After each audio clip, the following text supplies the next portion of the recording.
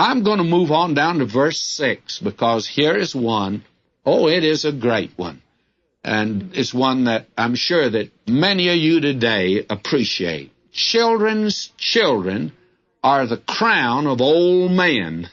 You know who that is? Grandfathers. Children's children are a crown of old men, and the glory of children are their fathers. Now, children look to their fathers, and I've always been grateful for a daughter that always loved and respected her father, and I've always been able to communicate with her. She has the same kind of a temper I have, short fuse, and every now and then we have a blow-up. And when we have it, I go to her. Sometimes she comes to me, and we don't even let the sun go down on us. So I'm not about to, friends. The proverb says, children's children are the crown of old men. I'm an old man with a grandson, and I could bore you to tears talking to you about him. You heard that story about one old man said to another old man, says, have I ever told you about my grandson and shown you pictures of him?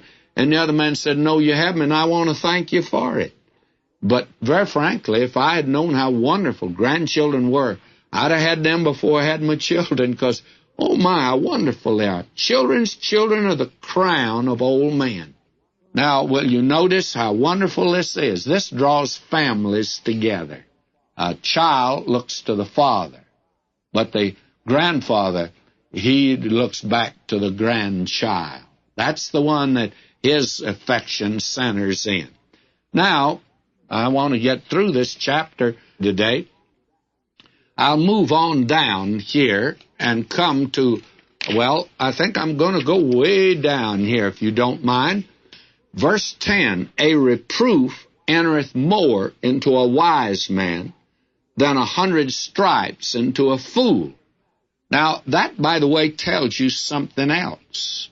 Somebody says, you know, poor Mr. So-and-so, he's a wonderful child of God, and look at the trouble that he's having. Look what's come to him.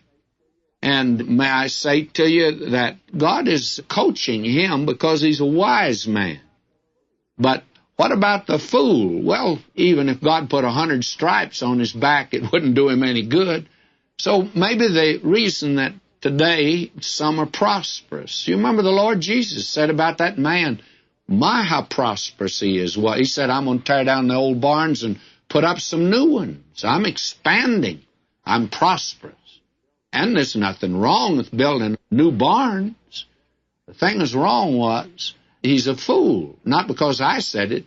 Jesus said, thou fool. Why? Because he did nothing about eternity. And if the Lord had chastened him, it wouldn't do him any good at all.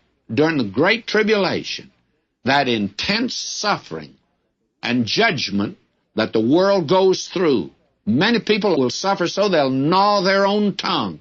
But do you think they'll turn to God? No, they're not going to turn to God. Why? Well, 100 stripes on a fool's back doesn't do him a bit of good, friends. And that's my reason for saying again and again, there is a wrong philosophy today about prisons. Prisons are put there for the purpose of developing men and to put them back in society.